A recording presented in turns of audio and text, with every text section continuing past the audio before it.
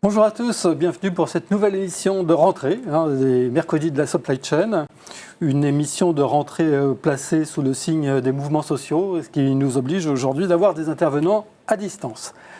Alors des intervenants de qualité, néanmoins, à qui je vais demander de bien vouloir se présenter. On commence peut-être par Rémi. Bonjour, donc Rémi Collen, je suis directeur solutions chez Manhattan. Alors bonjour Jean-Philippe et bonjour à tous. Manhattan, c'est un éditeur intégrateur de solutions de la chaîne logistique, à la fois en entrepôt, dont on va parler aujourd'hui, aussi sur la gestion de transport, commerce omnicanal, les solutions magasins jusqu'à l'encaissement. Et un petit point intéressant, donc la transition vers le SaaS, Manhattan l'a opéré il y a quelques années et surtout à faire un investissement fort. Toutes les solutions que j'ai citées ont été réécrites en fait pour tourner sur une plateforme qu'on appelle Cloud Native, Manhattan Active, qui permet donc du coup de mutualiser nos investissements technologiques sur cette plateforme unique pour toutes nos solutions. Merci. Alors pour cette émission, choisir un nouveau WMS et migrer vers le mode SaaS. J'ai le plaisir d'accueillir Fabien. Excusez-moi. Bonjour Jean-Philippe. Donc je m'appelle Fabien Gbayer. Je suis directeur de compte stratégique chez Infios. Donc Infios, c'est un éditeur intégrateur de solutions d'exécution logistique, donc un peu pareil que Manhattan, donc WMS, intralogistique, TMS et Order Management pour le pilotage omnicanal. Effectivement, nos solutions sont cloud native aussi, déployées en mode SaaS et adaptées aux enjeux qui s'adressent à nous pour les années à venir. Alors, pour ceux qui n'ont pas suivi donc Infios, précédemment Körber, oui. Et encore avant Inconso. Exactement, merci de poser la question. Effectivement, on est passé par deux changements de nom ces 5 dernières années. Donc, on était connu sous le nom de Inconso jusqu'en 2020. Nous avons été rachetés par la société Körber. Donc, nous sommes devenus Körber Supply Chain Software à ce moment-là. L'année dernière, nous avons acquis la société Mercury Gate, qui est un éditeur intégrateur de TMS, de solutions transport. Et suite à cette acquisition, il a été décidé, encore une fois, de se renommer pour se présenter en tant que leader sur la partie exécution supply chain. Donc Infios, aujourd'hui, est le nouveau nom de Körber Supply Chain et de Mercury Gate. Du coup. Ok, très bien, merci. Merci beaucoup. Alors, je vais passer la parole à Fabrice, qui est à Laval aujourd'hui, d'ailleurs. Bonjour Fabrice. Oui, bonjour. Je me présente, Fabrice Chausseret, je suis le directeur général de Cedapta France. Cedapta, groupe Elisa Industrie, on est un groupe de 2500 collaborateurs répartis entre la France, l'Allemagne, l'Italie, l'Angleterre, la Finlande et la Suède. On a aussi une filiale maintenant aux US et en Asie, à Singapour. Notre cœur de métier, c'est de délivrer des solutions de supply chain end-to-end pour l'industrie. Et dans notre offre sur notre plateforme, qui est en SaaS on-premise, on a une offre pour l'exécution qui va intégrer le MES, le TMS et à partir de l'année prochaine, le WMS. C'est un nouveau module qu'on intègre à notre offre. Voilà. Suite à une acquisition, c'est ça ? Suite à une acquisition qu'on a faite l'an passé en Finlande, c'est une société qui a un WMS et qui a plus d'une 50aine de clients en Finlande. Et maintenant, quelques clients en Europe du Sud, parce que vu de la Finlande, la France, c'est l'Europe du Sud. Merci Fabrice. Pauline, maintenant, qui est à Lille. Bonjour à tous, donc Pauline Poissonnier, je suis directrice des offres et des partenariats chez Hardis Supply Chain. Donc, nous sommes éditeurs et intégrateurs de la suite Reflex, bien connue pour son WMS. Donc, on distribue en France, en Europe et depuis quelques semaines aux États-Unis avec des équipes sur place et qui s'étend depuis 2 ans avec des solutions cloud natives autour de la collaboration supply chain et depuis quelques mois avec un OMS suite à l'acquisition d'un éditeur aux Pays-Bas, distributeur de la solution Oil, qui fait désormais partie de la suite Reflex. Et ravi d'être avec vous à distance. Merci Pauline. Et pour clore ce tour de table, Jean-Pierre qui est à Aix. Oui, bonjour à tous. Jean-Pierre Gauthier, je suis directeur des métiers chez ACEP. ACEP est implanté en France et en Espagne. On a fêté cette année nos 20 ans. On est 130 collaborateurs avec un chiffre d'affaires groupe de 25 millions d'euros. ACEP accompagne ses clients dans leur performance digitale et plus particulièrement sur la supply chain. On a une approche 362 degrés parce qu'en tant que société de service aussi, on fait du conseil et on va jusqu'à la formation. Donc on est au tout début et puis à la fin des projets. Ça à travers l'intégration d'outils métiers, WMS, de TMS, le dernier né de nos produits, c'est OneWorld en termes de TMS, mais on est aussi intégrateur de solutions et à travers nos partenaires justement de la solution Reflex, on vient comme ça avoir plusieurs offres à notre catalogue de solutions. Ensuite, on vient faire du maintien en conditions opérationnelles de toutes ces solutions avec du centre de relations clients, avec du support en 24/7. Depuis quelques temps, on fait aussi du hosting, qui est un peu au cœur du sujet parce que c'est une demande du marché. Hein, c'est le marché qui nous a amené vers ces nouvelles offres de services. Et puis, on est toujours éditeur, bien sûr, et bien évidemment, de la solution EasyPro pour un WMS, EasyWeb pour son portail collaboratif. Et puis, le petit dernier, hein, il a une dizaine de jours sur mise. Alors là, vraiment, on est vraiment au cœur du sujet, EasyOne, hein, parce qu'on va échanger sur le fait qu'aujourd'hui, un WMS n'est pas forcément que dans un entrepôt, donc il va falloir justement être à disposition de l'ensemble des utilisateurs, nos solutions. Merci Jean-Pierre. Alors, vous pouvez je vous rappelle que vous pouvez poser vos questions dès maintenant et que nos intervenants se feront un plaisir d'y répondre à la fin du débat, de la présentation. Vous êtes toujours aussi nombreux à être connectés, donc j'espère qu'il y aura beaucoup de questions à la fin. Pourquoi choisir le mode SaaS quand on installe un nouveau WMS, Rémi ? Alors j'espère qu'on aura le temps de discuter de tous les avantages dans le débat aujourd'hui. C'est vrai qu'aujourd'hui c'est quasiment une demande systématique de nos clients de choisir le mode SaaS. La première raison, c'est de se décharger en fait de la complexité d'avoir maintenu une solution on-prem. C'est pas forcément le cœur de métier de nos clients que d'avoir des data centers, des experts de base de données et d'être capable du coup de maintenir une solution. L'autre élément qui est clé en fait, c'est d'être toujours à jour. Donc c'est une force aussi de la solution Manhattan de mettre à disposition de nos clients en permanence la version la plus récente du WMS. Donc là il y a un vrai changement par rapport à ce qu'on connaissait historiquement, où on installait un WMS et on allait vivre avec cette solution qu'on allait pouvoir faire évoluer par du spécifique par exemple, mais pendant 10 ans, voire plus. Là où aujourd'hui, tous nos clients utilisateurs de la solution, et on a plus de 500 sites qui sont équipés, ils ont tous la même version du logiciel, donc ils bénéficient tous immédiatement des investissements que nous on va faire dans nos solutions. Donc là, il y a un vrai changement par rapport à ce qu'on connaissait auparavant, une certaine frustration de nos clients de ne pas bénéficier des dernières évolutions. Et aujourd'hui, on ne peut pas vraiment se permettre d'avoir une solution qui reste figée dans le temps quand on veut répondre aux aléas et à toutes les crises qu'on a connues récemment, notamment. Et quand on est implanté internationalement, ça permet à tous ceux qui sont sous Manhattan d'être à jour de la même manière. Oui, c'est vrai que c'est un autre changement, pas philosophique, mais d'approche. On a beaucoup de clients internationaux multisites qui ont aussi une volonté d'uniformiser leur process le plus possible, ou en tout cas de créer de la synergie au niveau global. Et un des corollaires de l'on-prem historique, c'était qu'un peu tout le monde faisait ce qu'il voulait. On pouvait se retrouver à avoir 25 versions différentes dans 25 pays différents. Là où l'offre SaaS permet ça, on a la même solution tous. Donc on va matérialiser beaucoup plus de synergie entre les opérations des différents pays. C'est vrai. Fabien, donc d'autres avantages peut-être, la facilité de mettre en place le mode SaaS par rapport à d'autres... Tout à fait. Alors moi je rejoins effectivement Rémi sur tout son exposé. Moi j'irai sur je dirais trois points si on reste un peu high level pour commencer. Déjà c'est le switch du modèle économique. Donc on arrive sur un modèle économique qui est beaucoup plus prédictif pour les entreprises. On sait ce que ça va nous coûter, il n'y a pas de coût caché, on sait exactement où on va quand on part en mode SaaS. La deuxième chose, ça va être le traitement des données, en s'appuyant un peu sur des hyperscalers type Amazon Web Services, Oracle, Google ou autre, ou Azure.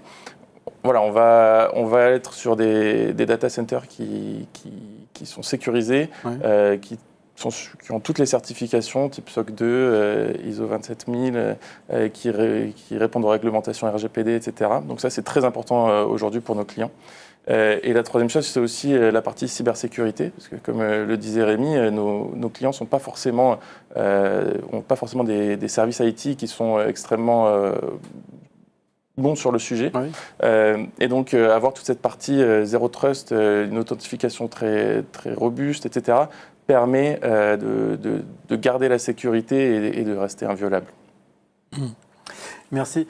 Pauline, pour vos clients, c'est aussi une manière de différer, je dirais, l'investissement sur plusieurs années, plutôt que d'investir dans un logiciel, ce qui peut faciliter d'une certaine manière le business dans des périodes d'incertitude, non ?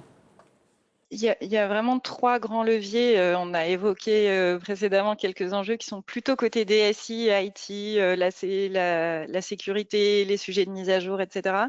Il y a bien évidemment un enjeu financier qui fait que, notamment sur un marché assez mature du WMS, où on est de plus en plus sur des marchés de renouvellement, avec des clients qui s'étaient déjà équipés de solutions on-premise, avec de l'obsolescence, le ROI d'un projet se fait aussi avec la maîtrise du modèle financier sur la durée, et puis l'adaptation tout simplement à la saisonnalité, au business et la scalabilité qui est offerte par ces solutions. Et puis il y a un enjeu que je me permettrai d'évoquer, même si on y reviendra plus tard, c'est que c'est pas qu'un projet IT et financier de mettre du SaaS, ça devient un sujet vraiment fonctionnel, parce que les cloud providers nous offrent des capacités d'intégrer des vrais bénéfices métiers autour de la data et de l'IA qui deviennent des accélérateurs dans nos offres liées à ces distributions SaaS spécialisées et cloud native. C'est-à-dire, vous pouvez développer un peu ? Une solution SaaS va pouvoir bénéficier des services proposés. Donc, chez Ardis, on a fait le choix d'un partenariat stratégique avec Google Cloud, mais ça pourrait être le cas avec d'autres cloud providers. On injecte nativement et facilement des briques Google dans la capacité à aller proposer des solutions IA et data opérables dans nos roadmaps, qui ne seraient pas intégrées dans les solutions de la même façon sur des distributions on-premise comme on pouvait le faire il y a quelques années. Fabrice, vous avez peut-être moins de recul sur la partie WMS, mais le mode SaaS, c'est quelque chose qui existe déjà sur les autres outils informatiques que vous avez en portefeuille ? Effectivement, le mode SaaS, pour nous, on le distribue depuis 5 ans. Sur la partie haute de la supply chain, que ce soit la demande, la planification. Généralement, sur la partie exécution, jusqu'à ces dernières années, la tendance était plutôt de faire du on-premise. Donc, c'est pourquoi notre plateforme, elle est soit en SaaS, soit on-premise. Mais on constate, même sur la partie MES, qui est vraiment au cœur de la production, qu'on a de plus en plus de clients en SaaS. Donc, le SaaS, ça apporte du confort, confort financier, confort technologique, confort de sécurité et confort légal, parce que la RGPD, tout est entre guillemets géré par l'éditeur et son hébergeur. Dans notre cas, on travaille plutôt avec Azure. Et de plus en plus d'entreprises, y compris les entreprises les plus réfractaires, viennent au SaaS. Alors, on a encore quelques clients de Promise. Nous, pour la TMS, on a fait le choix de tout faire en SaaS. Et pour le WMS aussi, c'est un module qu'on va présenter au mois de janvier parce que c'est du confort pour tout le monde, tout simplement. Merci. Jean-Pierre, quelles sont les principales raisons pour lesquelles vos clients vont vers le mode SaaS ? C'est, je vais presque dire, c'est le business. Il faut vendre absolument, et pour vendre, il faut être capable de se différencier. Et aujourd'hui, on est capable, lorsqu'une commande arrive sur un système, en moins d'une seconde, de vérifier 2, 3, 4, 5 informations, parce que le SaaS permet à travers l'API, amène la capacité à échanger à plusieurs acteurs en même temps. Et donc, je vais pouvoir vérifier que si j'ai cette commande avec le produit A, est-ce que le produit B va arriver dans 1 heure, dans 2 heures, dans 3 heures. Donc, on a ce besoin, en termes de temporalité, de l'instantané. Hein, et on a beaucoup de clients qui nous disent, de toute façon, si je démarre on-premise ou si je reste on-premise, c'est quand même assez rare que les gens démarrent on-premise aujourd'hui, mais si je ne bascule pas sur cette technologie-là, mon concurrent va lui offrir de l'information de meilleure qualité et puis il va pouvoir l'inscrire instantanément. J'étais la semaine dernière dans un entrepôt qui gère des sacs de farine. De là à croire, je ne pensais pas, moi, que les boulangers avaient besoin de ce type d'information. Ils sont sur des cycles de vie de réapprovisionnement parce que le stock n'est plus chez eux. Ils sont sur des cycles de vie de commande qui sont à 2-3 heures.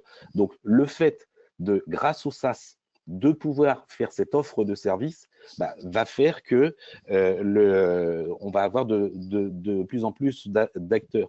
Et donc, moi, un peu en prenant le thème de l'émission, c'est est-ce qu'on doit obligatoirement être en SaaS? Obligatoirement non, mais on doit obligatoirement observer ce type de solution aujourd'hui. On n'a plus peur du SaaS. On se rappelle de la bulle Internet, quand on mettait son numéro de carte bleue en 2000 ou 2001, on avait peur. Aujourd'hui, il n'y a plus cette crainte. Et donc, il n'est plus possible de faire une commande tout seul. Je ne veux pas faire que de l'histoire, mais avant, il y avait un logiciel qui s'occupait d'une commande. Maintenant, entre le moment où la commande est prise et le moment où elle arrive chez le particulier ou qu'elle arrive dans le magasin, il y a 2, 3, 4, 5 systèmes d'information qui vont cohabiter ensemble en temps réel. Et donc, bien évidemment, c'est ça qui va faire qu'aujourd'hui, si on veut bénéficier de l'ensemble de ces services, eh bien, on va aller vers le SaaS. C'est vraiment ça qui pousse aujourd'hui notre marché, qui pousse nos clients. À vous entendre, il n'y a que des avantages au SaaS. Est-ce qu'il y a quand même des sociétés qui sont réfractaires, Fabien? Oui, alors ça existe encore. Alors sur certains territoires déjà, on parlait en avant-émission de la culture allemande qui est un peu plus réfractaire au SaaS de base, même si il y a ce changement qui s'opère de plus en plus. Mais si on se concentre sur notre territoire, on va dire que certains secteurs d'activité, type financier, pharmaceutique ou la défense, par exemple, sont assez réfractaires pour une question de propriété de données très forte. C'est justifié selon vous ? De moins en moins. Il y a certains cas d'usage qui effectivement se justifient encore, mais les barrières se lèvent au fur et à mesure avec l'avènement du SaaS et avec la progression des technologies. Et puis il y a encore certaines sociétés qui veulent rester vraiment fermées dans une bulle pour la partie cybersécurité, qui sont très ouverts au mode SaaS de facturation et de modèles économiques, mais qui sont quand même encore sur une vision renfermée. Ouais. Vous avez besoin de les sécuriser, ces entreprises? Oui, alors c'est via de la discussion qu'on arrive à changer ces mentalités-là, et ça se fait aussi naturellement avec le temps, mais c'est un cycle qui est malgré tout assez long chez certains de nos clients. Vous disiez les Allemands parce qu'ils sont très automatisés, et là Exactement. aussi ça peut être un frein, c'est ça, l'automatisation? Oui, alors quand on parle d'automatisation, on parle de temps de réponse qui doivent être instantanés, de latence extrêmement basse d'un point de vue déjà technologique. Donc il faut bien savoir mettre le lien, enfin la limite en fait entre ce qui doit être vraiment sur site et qui est du pur temps réel et ce qui peut avoir un temps de latence minimal qui peut être en SaaS. Donc déjà, il y a cet aspect-là pour la sécurité et la performance des systèmes automatisés, et aussi la logique d'investissement qui est un petit peu différente en Allemagne, où ils investissent sur des ROI un peu plus longs et sur des automatisations beaucoup plus lourdes où sur notre territoire en France, on a plutôt tendance à aller sur des ROI à maximum 5 ans, ce qui n'est pas le cas sur l'Allemagne, par exemple. Mm-hmm. Rémi, vous avez des clients qui en veulent vraiment pas? Très peu. Alors effectivement, nous on a fait le choix de ne commercialiser notre solution MAWM uniquement en mode SaaS. Donc, les clients n'ont pas le choix. Alors, une des raisons, c'est en fait, alors Pauline mentionnait tout à l'heure les capacités que nous offre, nous, notre partenariat avec Google notamment, sur ce qu'on peut mettre à disposition de nos clients. Nous, on considère que ce n'est pas possible d'arriver au même niveau en fait, de performance sur des solutions on-prem. Donc, ils n'ont pas vraiment le choix. En revanche, effectivement, les réticences sur l'exécution, sur la performance, elles ont été levées et on a démontré, voilà, on parlait tout à l'heure, nous, on a plus de 500 entrepôts parmi, je pense, les plus mécanisés, les plus complexes au monde qui tournent sur notre solution aujourd'hui, avec parfois plusieurs milliers d'opérateurs sur un site. Donc, il n'y a plus de... On a démontré en fait notre capacité à gérer sur tous les aspects performance, temps de réponse, etc. Il y a effectivement beaucoup de clients qui ont, certains secteurs qui ont des exigences très élevées sur la sécurité, le contrôle d'accès, le niveau de finesse de paramétrage, sur aussi les preuves de test, la recette, et notamment dans un monde où aujourd'hui on bascule sur du versionless, on est sur du développement en continu. Comment on démontre que sur la partie respect des process, qualité software, on est au rendez-vous. Donc ces investissements sont très lourds, pour moi difficiles à faire pour quelqu'un dans un monde on-prem. Donc là, on va bénéficier de la force d'un éditeur comme Manhattan pour répondre à la fois à ces exigences tout en matérialisant tous les impacts positifs du SaaS. Voilà. Donc on a de moins en moins de clients qui restent réfractaires et ne font pas le saut.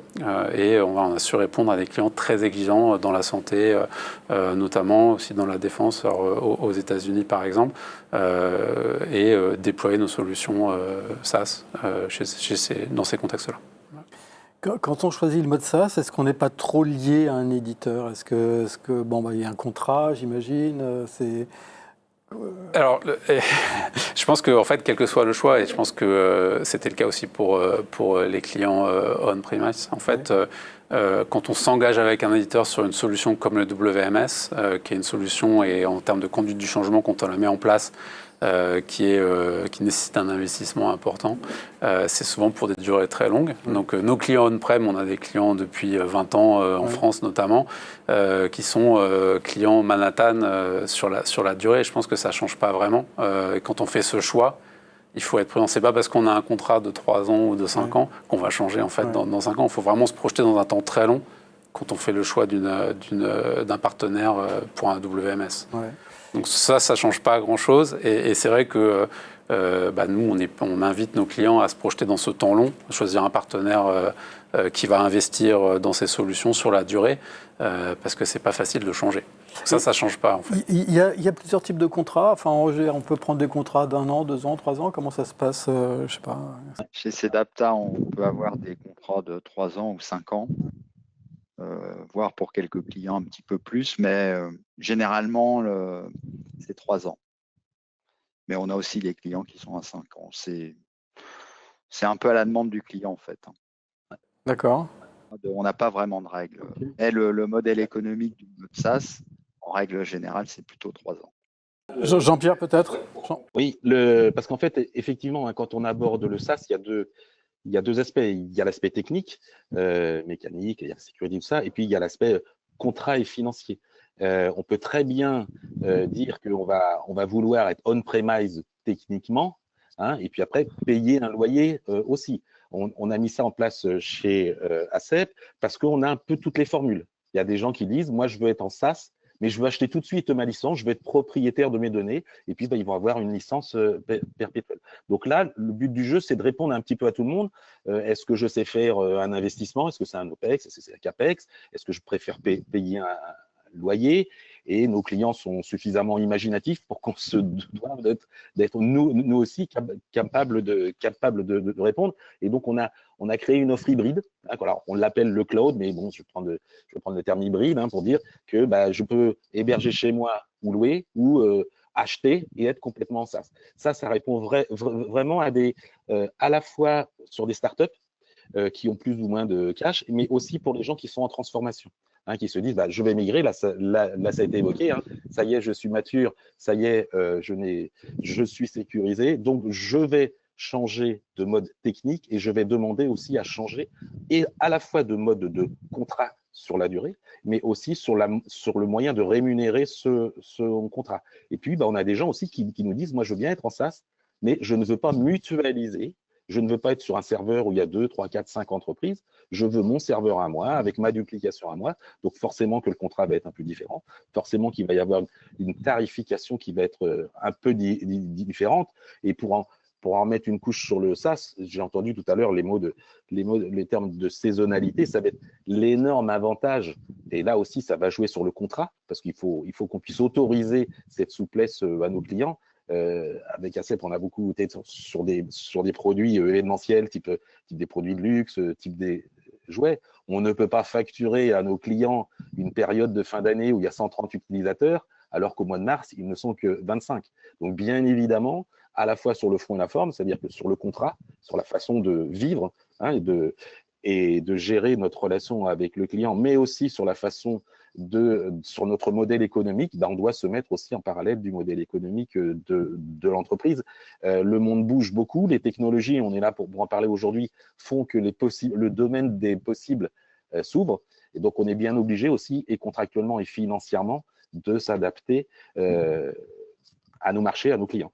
Chez Ardis, pareil, vous avez plusieurs contrats comme ça, un petit peu à la carte? On est venu un petit peu clarifier les offres pour nos clients parce que je pense que derrière les termes SaaS et cloud, on peut entendre beaucoup de réalités différentes. Il y a la réalité produit, il y a la réalité du modèle financier. Donc, si je reprends votre question initiale, nous, on a vraiment une solution en termes produits qui est dédiée et compatible à notre modèle SaaS, qui est vraiment une solution, comme l'expliquait Rémi, avec les bénéfices du SaaS en termes de mise à jour en continu, en termes de scalabilité et de déploiement mondial sur des instances cloud avec ce choix des clouds publics, qui offre des bénéfices de scalabilité, de modèle économique financier. Et puis, on a conservé une distribution on-premise qui n'est pas le même produit et qui diverge en partie en termes de fonctionnalité, mais on est vraiment en train de lever les derniers freins. Cette solution on-premise, on l'a conservée dans 2 cas.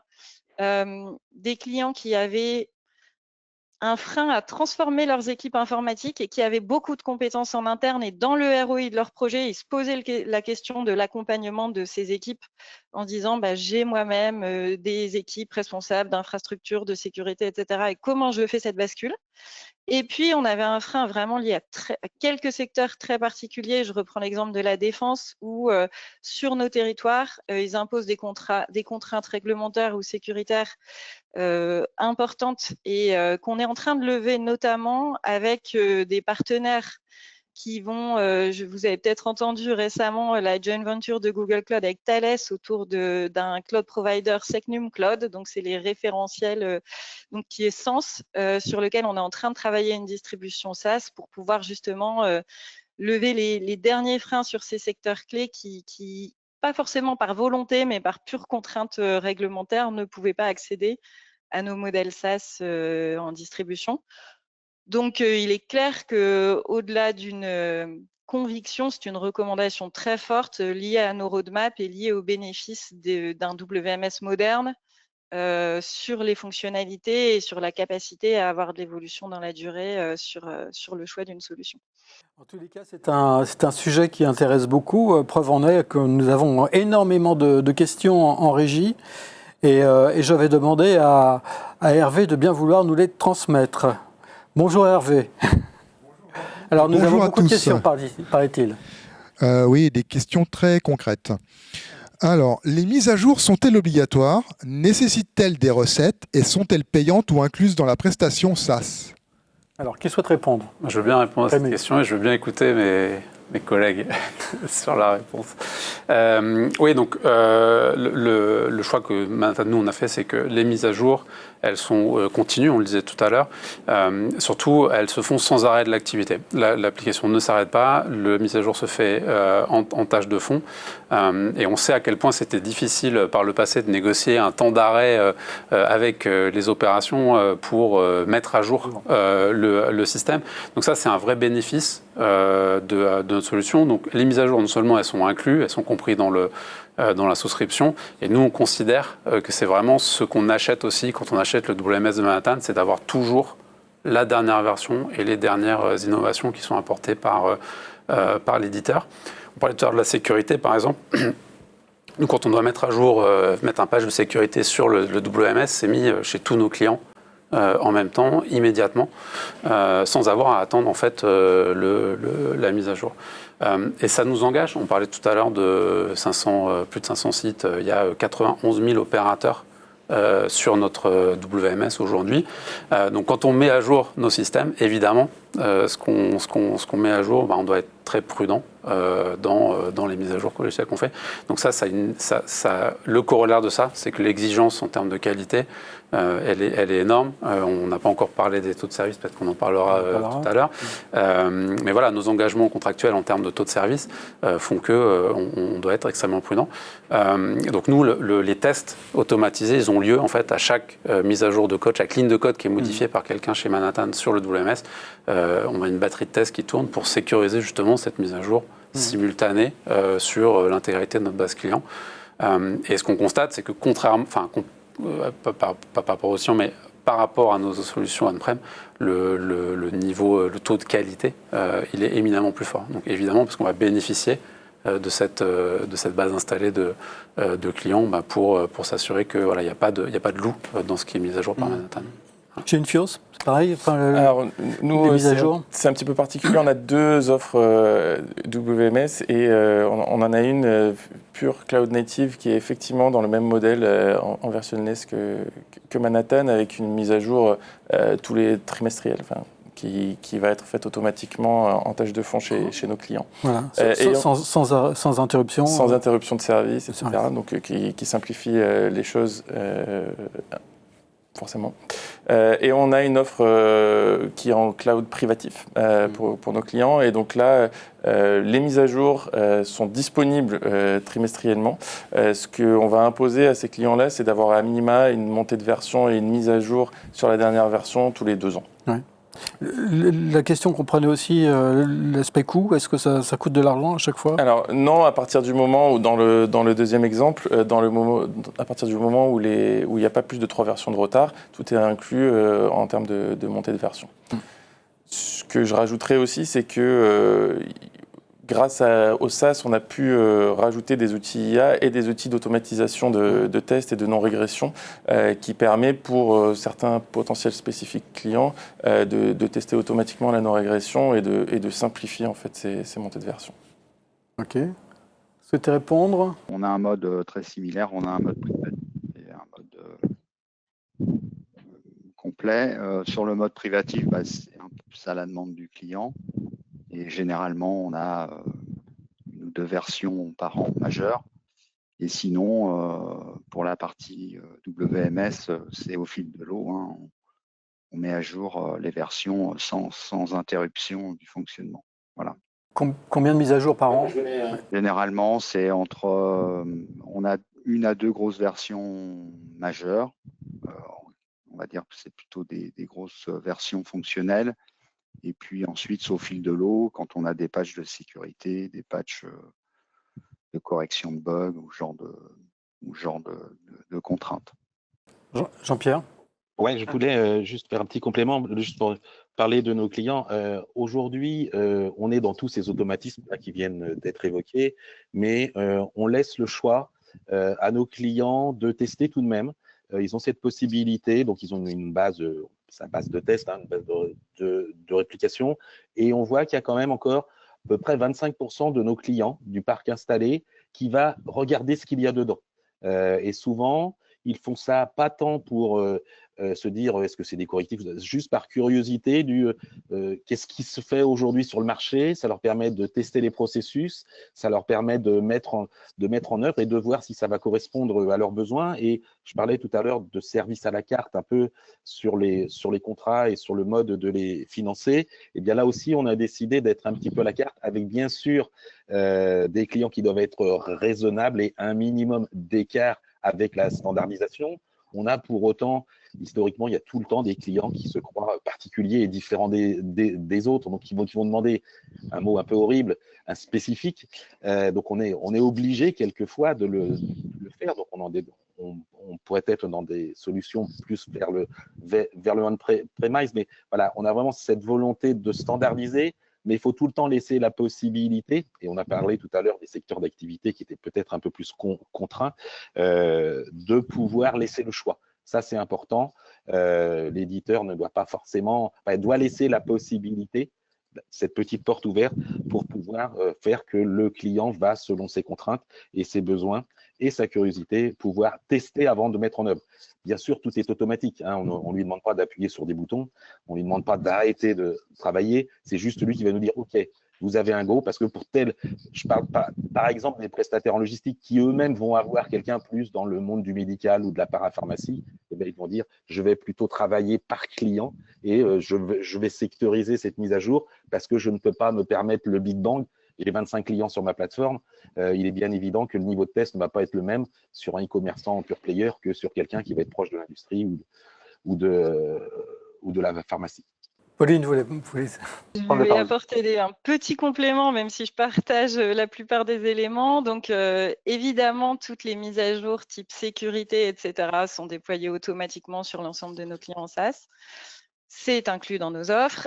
Concernant les évolutions fonctionnelles et donc les mises à jour plutôt inclus dans la roadmap et dans l'évolutivité du produit, c'était déjà inclus dans nos offres sur des modes on-premise et ça fait partie de notre culture chez Hardis de considérer que quand on fait un partenariat avec un éditeur sur la durée pour un WMS, c'est pour bénéficier d'évolutions fonctionnelles régulières et compatibles avec la solution mise en œuvre.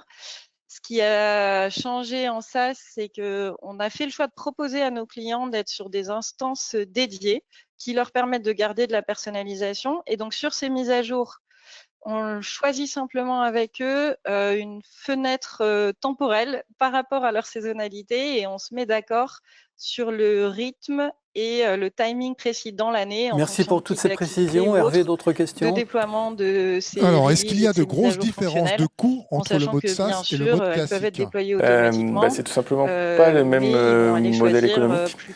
Sur du on-premise, on va être sur de l'achat de licences perpétuelles, donc un gros investissement au départ sur l'achat des licences, sur la mise en place des serveurs, des bases de données, des systèmes opérationnels, peut-être un temps de déploiement de la solution qui est aussi plus long et donc un time to value plus difficile à atteindre. Sur une solution SaaS, on va s'affranchir de tous ces coûts d'investissement initiaux et on va être sur un modèle plutôt de type OPEX avec un loyer mensuel et un engagement, voilà, on en a parlé tout à l'heure, entre 3 et 5 ans, mais avec une vision long terme, bien entendu. Le temps de déploiement aussi de l'application est en général plus rapide sur un mode SaaS. Et donc, on a un ROI qui est in fine beaucoup plus rapide et une prévision des coûts de la solution qui est claire. Ouais, surtout si on intègre effectivement un investissement qui comprend les serveurs, enfin l'infrastructure. Effectivement, sur une solution on-premise, forcément. Je pense que l'équation économique, elle dépend vraiment du contexte de chaque client, de sa saisonnalité, de son réseau, de là où il en est et de son organisation IT. Globalement, on a quand même à accompagner nos clients dans cette comparaison des modèles économiques qui n'est pas toujours simple et aussi souvent parce que les coûts du on-premise sont sous-estimés et sont des coûts cachés. Combien me coûtent réellement les mises à jour, la sécurité, la supervision, etc. On va vraiment faire ce travail avec eux, de décomposer et de prendre conscience des coûts cachés du on-premise et du coup de vraiment la pertinence d'aller vers ces modèles sur le moyen terme avec globalement des ROI qui sont assez rapides quand on est allé faire cette équation sur l'ensemble des domaines et pas uniquement un ROI sur l'investissement front sur de la licence versus un modèle SaaS par exemple. Oui, absolument. Enfin, je rejoins Pauline. C'est vrai que c'est une des complexités qu'on a en ce moment parce que quand on compare en fait du on-prem qui a été amorti, qui est utilisé depuis très longtemps en coût facial versus un abonnement, alors qu'on compare deux choses qui sont complètement différentes. On parlait des équipes infra, tout l'investissement, etc. C'est pas toujours facile. Donc il y a une vraie recherche nécessaire d'aller comparer le coût complet et on parlait de l'expertise par exemple, des experts bases de données, experts infra, etc. C'est des choses qui vont du coup être côté éditeur et dont le coût est difficile à estimer. L'autre chose qui n'est pas simple à estimer pour nos clients, c'est quel est le coût en fait de la rigidité et de la dette technique qui s'est accumulée quand on a une solution on-prem depuis de nombreuses années. On a des clients dont le déclencheur du passage au mode SaaS, c'est simplement leur impossibilité de répondre à des nouveaux besoins métiers sur leur solution historique parce qu'elle a été, elle s'est stratifiée par le temps, par du spécifique, etc. Et on ne peut plus. Et en fait, là, on a un peu un effet falaise, c'est-à-dire que on peut vivre avec, bricoler, et puis il y a un moment où on ne peut plus, tout simplement. Et pour parfois des trucs très simples que tous les WMS savent faire, bah, on est bloqué en fait par le poids de l'historique et de la complexité qui s'est accumulée dans les systèmes existants. Si je pourrais juste rajouter un point, c'est aussi la disponibilité de l'application. Et quand on parle de coûts cachés, c'est les potentiels arrêts de production dus à des défaillances techniques du modèle on-premise qui peuvent arriver dans certains cas parce que l'IT n'a pas suivi, n'a pas patché, voilà. Il y a tout ce genre de choses qui interviennent. Et donc, le SaaS, c'est aussi la sécurité et la disponibilité du système. Merci. Hervé ? Au niveau des performances, pour les clients devant avoir une continuité d'activité, par exemple dans l'agroalimentaire, avec des connexions automates, comment gérez-vous le backup s'il y a une rupture de lien ? La question est complexe et nous, on y répond à travers très souvent notre MES. Parce qu'en fait, sur notre MES, il est on-premise ou en SaaS. Mais quand il est en SaaS, on a un mode backup. Ça veut dire qu'on va collecter l'information sur les automates. Et cette information sur les automates, elle est au niveau du shop floor, elle est au niveau de l'usine. Donc, quand il y a une coupure, on remonte toutes les informations de cette façon. C'est-à-dire que les automates, eux, vont conserver les événements qui peuvent être de l'ordre de la milliseconde, hein, parce qu'en MES, c'est le cas. Et on va remonter toutes ces informations-là ensuite à la réouverture de la ligne. Mais ce genre de cas, ça arrive quand même de moins en moins. C'est-à-dire que il y a quelques années, il y avait très souvent des problèmes de réseau. Maintenant, il y en a de temps en temps, mais beaucoup moins. Sinon, ben après, ce qui se passe quand les gens n'ont pas ce genre de système, il faut reprendre le backup du mode SaaS et réintégrer les éléments que vous pouvez avoir stockés sur site directement.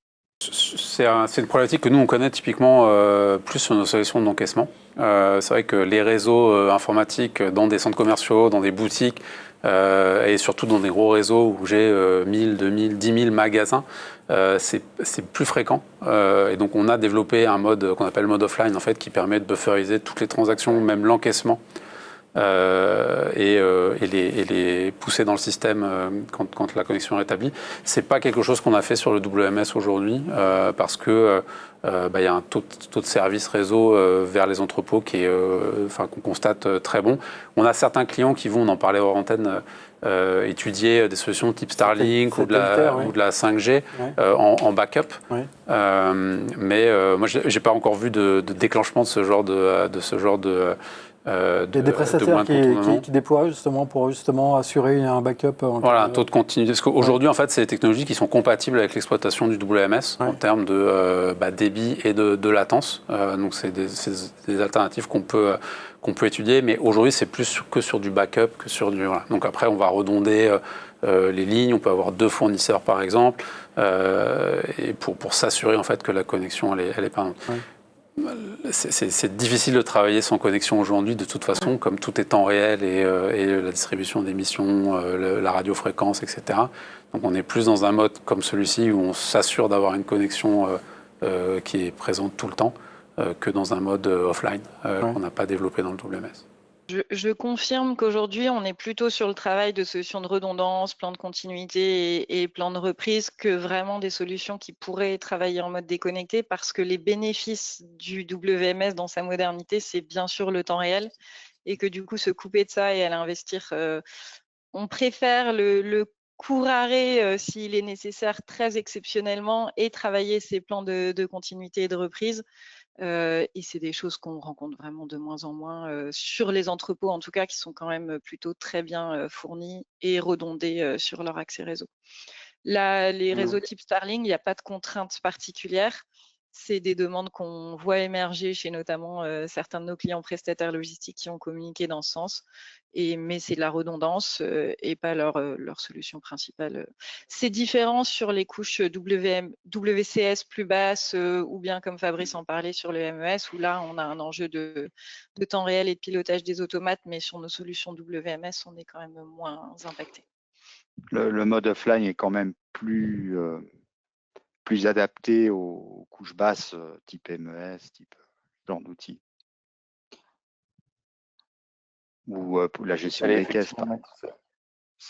J'allais effectivement mettre ce bémol de la partie couche basse et WCS où on a avec la connexion à l'automate, un besoin de pur temps réel. Nous, on a l'avantage d'avoir cette plateforme unifiée entre WMS et WCS qui nous permet, dans certains cas, d'avoir de l'hybride avec la couche WMS qui est vraiment et d'éviter ce temps de latence entre les deux. Et une partie effectivement hybride sur site, on-premise sur la partie WCS, sur lequel on peut venir rajouter, en cas de plan de continuité d'activité, une partie métier permettant de continuer pendant les coupures réseau. C'est des schémas qu'on rencontre extrêmement peu, mais qu'on est capable d'adresser. Oui. On va reprendre encore des questions, je crois qu'il y en a encore pas mal. Hervé ? Quelles sont les capacités d'évolution, par exemple par rapport à l'international, au multisite ou au pic saisonnier et touristique ? Quelles sont les évolutions sur les effets de saisonnalité, c'est ça en fait la question. Ouais, donc ça c'est aussi un des avantages forts en tout cas de la réécriture qu'on a fait de nos solutions, c'est-à-dire qu'on n'a pas besoin de faire un dimensionnement. La solution, elle va s'adapter automatiquement à la demande et au pic de charge. Donc la solution Manhattan aujourd'hui, elle est basée sur du microservice qui vont gérer chacun une sous-partie en fait du périmètre fonctionnel de l'entrepôt. Donc si j'ai un gros pic de réception, je vais multiplier le nombre de services qui vont gérer cette réception. Même proactivement, je sais que je vais enchaîner avec de la mise en stock. Et donc on va aussi en avance de phase augmenter le nombre de services sur le rangement. Donc voilà, aujourd'hui on a plus de contraintes telles qu'on les vivait auparavant, où on préparait un peu notre fin d'année, peak season, Black Friday, etc., dès l'été pour savoir si les serveurs allaient tenir et quelles étaient les prévisions de vente, etc. Ça, c'est quelque chose qui est derrière nous et c'est un changement assez majeur. Le multisite, c'est aussi la réalité de nos clients aujourd'hui. On a parlé très très brièvement des temps de déploiement. Nous, on constate une réduction forte des temps de déploiement sur les premières installations, 20 à 30%, on va dire, mais encore plus forte sur le déploiement multisite et sur le déploiement global. On a un client distributeur en Angleterre, ils ont démarré l'année dernière avec 3 sites, ils ont fini l'année, ils avaient 20 entrepôts sur notre solution, plus de 8000 opérateurs. C'est des rythmes de déploiement que nous, on ne connaissait pas on-prem et qui sont vraiment permis par les solutions. Ouais. Jean-Pierre, vous voulez ajouter quelque chose ?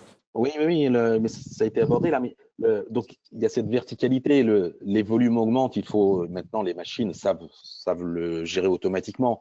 Le principe du SaaS, c'est aussi de surveiller et de contrôler le nombre d'utilisateurs simultanés, mais il y a aussi ce déploiement, j'ai entendu parler d'international, donc on pourrait avoir une vision un peu plus horizontale. Il y a encore très, très peu de temps, le WMS était, ce que tu disais, entre les 4 murs d'un entrepôt. Maintenant, on a plein de petits entrepôts qui se déploient dans toute la France. Ce sont le store picking, c'est linéaire dans les magasins, c'est les réserves de magasins. Donc, on a affaire aussi à des nouveaux acteurs. On va demander à des gens qui sont des vendeurs d'être des logisticiens. Donc, il faut qu'ils aient, au-delà de la technicité, des solutions qui leur sont tout à fait adaptées en termes d'ergonomie. Et puis là, nous, on est en train de voir qu'on passe une nouvelle étape dans cette disponibilité. C'est que le WMS, il est dans le coffre des voitures. c'est-à-dire qu'il est dans le coffre de la voiture qui va aller réparer une entreprise pour un problème de téléphonie, parce qu'il y a du soin à domicile à faire, parce qu'il y a un certain nombre de choses, et on est rendu, aujourd'hui, c'est ce qu'on disait en introduction, aujourd'hui on a presque un WMS dans sa poche, et donc on doit être capable de mettre tout ce monde-là en temps réel, en lien, et nous on a poussé le bouchon, même dans notre partie, alors là ça concerne directement, dans notre partie avant-vente, notre logiciel est à disposition de n'importe qui sur la planète quand il le veut, s'il veut l'essayer. Donc on s'est dit, pour montrer que c'est facile, pour montrer que c'est disponible, et ces gens-là peuvent aussi avoir des mises à jour si ça tombe juste. Nous, on est comme les 4 saisons sur nos montées de version. Tout le monde va en bénéficier, et sur tout le cycle de vie de l'utilisation du WMS. Les acteurs d'hier ne sont pas les mêmes que ceux d'aujourd'hui, ne seront pas les mêmes que ceux de demain, ça c'est sûr et certain. On est tous là pour en témoigner qu'une grande partie de cela est liée à la technologie. Alors forcément, le business va faire que il faut réussir à se différencier, mais il y a bien ces 2 axes de volume où là, il faut savoir tout gérer et n'importe quand. Et il est vrai qu'il y a 4-5 ans, le Black Friday faisait peur à tout le monde, sur toute la chaîne.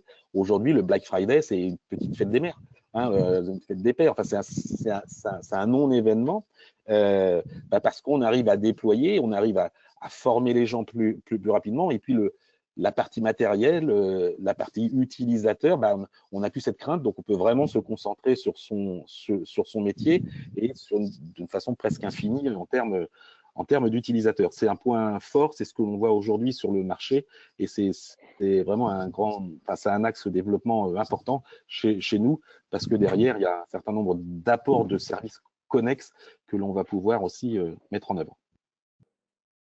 Merci. Hervé ?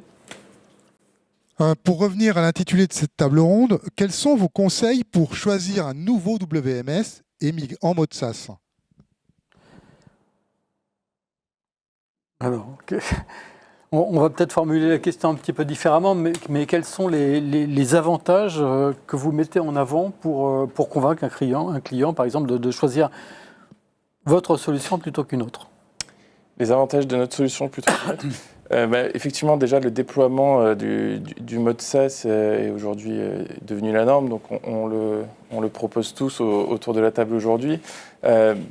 Moi, je pense qu'il faut déjà savoir qu'est-ce qu'on cherche. Est-ce qu'on cherche à automatiser ? Est-ce qu'on cherche à développer des nouveaux canaux de vente, de développer son e-commerce ? Est-ce qu'on cherche à réduire les coûts ? Il faut faire déjà ce bilan en amont. Ensuite, il faut savoir quelles sont les ressources dont on a à disposition, quelle est la maturité pour pouvoir passer en SaaS. Est-ce que j'ai, comme le disait Pauline tout à l'heure, est-ce que j'ai un service IT très développé, ou au contraire, est-ce que je veux vraiment passer la main à mon éditeur ?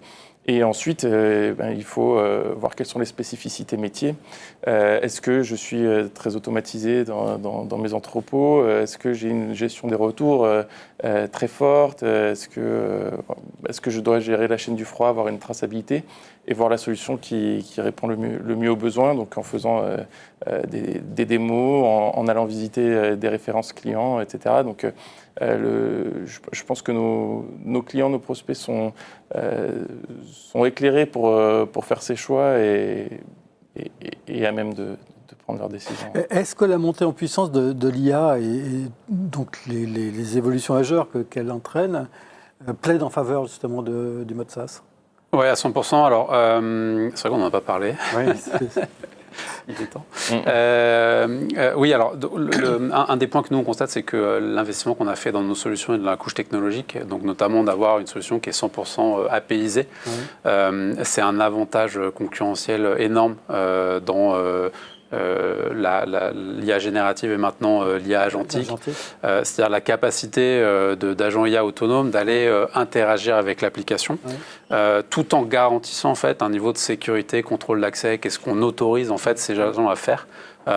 C'est nous un bénéfice très fort et un investissement énorme qu'on est en train de faire en ce moment sur nos solutions. Et donc on est content en fait de notre choix par rapport à ça. Et ça n'aurait pas été possible. En tout cas, ça aurait été très difficile avec les solutions historiques telles qu'on les avait, parce que pour programmer en fait donner l'accès, créer une nouvelle API, c'était de la charge en fait et du travail en fait sur nos solutions historiques. Là où aujourd'hui, 100% de ce que fait l'application dans l'interface graphique, entre les composants entre eux, 100% passe par des API avec le contrôle d'accès et la sécurisation qui va avec. Donc on voit les cas d'usage arriver et on sait que nos mises à jour trimestrielles à venir vont être très denses en termes de cas d'usage IA. Ouais. Et ça va sans doute s'accélérer. Et ça ne va faire que s'accélérer, exactement. Oui, je vois Fabrice qui veut prendre la parole et puis ensuite Pauline. Fabrice. Pour nous, chez Sedapta, le tout, c'est d'assurer la continuité de la supply chain avec la partie PMS et MES. Donc ça, c'est notre première valeur ajoutée. Et puis ensuite, c'est comme évoqué, avec notre intelligence artificielle, Lumi, notre digital manager. En fait, il est natif sur la plateforme et il va apporter à l'utilisateur du WMS ou du TMS ou de l'ordonnancement ou de la planification, les éléments, il va interagir en temps réel avec l'opérateur ou le manager. Donc, c'est vraiment l'avantage d'une plateforme globale. Ça permet cette interaction entre tous les éléments et avec une même base de données. Voilà, ça, c'est vraiment la valeur ajoutée de Sedapta. Merci. Pauline, l'IA générative, l'IA agentique, est-ce que ça vous inspire ? Bien sûr, bien sûr. En fait, ça rejoint un petit peu aujourd'hui qu'est-ce qui fait le choix d'un WMS. Je pense qu'autour de la table, on est tous convaincus que le SaaS est une bonne voie et donc c'est plus forcément un différenciant majeur dans le choix, c'est juste un must-have et dans la façon d'orienter nos clients. Par contre, là où vraiment nous, on pense qu'il y a un enjeu, c'est de se dire on parle plus seulement de WMS, mais de WMS étendu. Ça veut dire, dans la couverture, notre capacité à aller amener de la collaboration, amener des fonctionnalités transport, amener de l'ordonnancement du réseau pour relever les défis de comment je m'adapte de façon autonome à des changements de business model qui sont majeurs et qui s'accélèrent. Et donc, le WMS doit être un levier de cette transformation métier. Et l'IA là-dedans, on la veut très pragmatique parce que les logisticiens sont des gens pragmatiques et les premiers cas d'usage, on les voit beaucoup sur le niveau d'adoption de la solution. C'est-à-dire que un WMS, ça reste un changement majeur dans la façon d'aller vite faire des gains de productivité, sécuriser les opérations. Et le fait de mettre en place, par exemple, des chatbots qui vont parler le langage du client et dire, dans ton contexte métier, voilà la prochaine étape, si tu as une question sur le paramétrage ou sur le process, c'est des leviers très forts dans le fait de sécuriser les projets, sécuriser les démarrages et sécuriser l'adoption des solutions. Donc, ça fait partie des terrains de jeu concrets qu'on est en train de proposer à nos clients en SaaS. Jean-Pierre ? Oui, la première partie de la question, c'est quoi le bon WMS? Je pense que c'est un peu comme un gant. C'est quoi voilà, c'est celui qui nous va le mieux, c'est celui qui nous est le plus adapté. On a fait le choix chez ACEP d'avoir plusieurs cordes à notre arc pour adresser des tout petits, aller jusqu'à des très très grands. Pardon, parce que vous êtes à la fois intégrateur et éditeur. Enfin, vous avez les deux casquettes. Pauline, on est bien placé pour savoir que nous travaillons ensemble. Et c'est vraiment un choix parce que il reste encore un taux élevé de start-up, de gens qui se lancent. Le WMS n'est pas forcément le premier outil qui va être choisi. D'abord, quand on monte une entreprise, il faut qu'on puisse vendre. Une fois qu'on a vendu, il faut qu'on puisse livrer. Et puis, une fois qu'on commence à avoir un peu de volume, on se dit, faut pas que je fasse d'erreur. Il faut que je commence que ma logistique devienne un levier de croissance et non pas un secteur qui ne fait que me coûter. Donc là, il y a vraiment cette population-là, on en parlait tout à l'heure, qui va sortir d'Excel ou qui a pris un ERP en ligne et qui se dit, là, ça y est, il faut que j'y aille. Et donc, c'est pour ça qu'on a décidé aussi de lancer un produit type EasyOne, justement pour ces primo-accédants. Et puis, derrière ça, donc chacun va pouvoir prendre le WMS qui va lui aller aujourd'hui, mais je pense que quand on le choisit, il faut déjà réfléchir à 5 ans. Il faut réfléchir à 5 ans à son business, mais aussi à la technologie, au fait qu'on va discuter avec des gens, d'autres acteurs. Et puis, pour tout ce qui est bénéfices de l'intelligence artificielle. Nous, aujourd'hui, nos études et nos recherches sont sur ce qui vient d'être dit, c'est le retour de l'expérience. C'est bien d'aller chercher une information sur le web qui va dire que pour faire du slotting, il faut faire ça, que pour faire de la triangulation, il faut faire ça. Alors, il y a un moment, il faut rester très pragmatique. Il y a un moment, il faut comprendre les questions simples, faire des réponses simples. C'est pas péjoratif ce que je veux dire, mais on a de plus en plus cette intelligence est de plus en plus utilisée par les opérateurs qui n'ont pas forcément eu cette culture d'être des grands utilisateurs de l'informatique. Donc, il faut savoir être pragmatique et justement avoir un discours simple. Quand on a un problème pour charger ses camions, on ne veut pas qu'on nous explique comment fonctionne un TMS. On veut juste qu'on nous explique comment est-ce qu'on gère un quai. Et donc là, le but cet objectif de rester très pragmatique, on essaye vraiment de le mettre en avant. C'est d'autant plus complexe parce que, encore une fois, on va avoir plusieurs profils d'exploitation, donc plusieurs profils d'utilisateurs. Je parlais il y a 5 minutes de mon utilisateur dans l'arrière-boutique d'un retail qui va faire soit du textile ou du bricolage. On va peut-être pas avoir les mêmes sources d'informations et la même façon de communiquer. Voilà où sont aujourd'hui nos axes et l'idée que l'on a de quel va être le bon WMS d'aujourd'hui et de demain parce que tout va de plus en plus vite, quoi. Une dernière question et on va clore ce débat. Tout à l'heure, Rémi évoquait la question du taux de service. Est-ce que c'est important dans les contrats, le taux de service ? Comment on le fixe, ce taux de service ? Oui, absolument. Donc, effectivement, ça, c'est aussi une attente forte et c'est une des promesses du SaaS de donner une solution qui est disponible.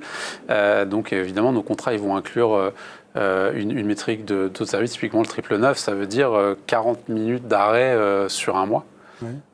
Donc voilà, ce niveau d'exigence, ça implique en termes de support, nous, à la fois curatif, mais de plus en plus préventif.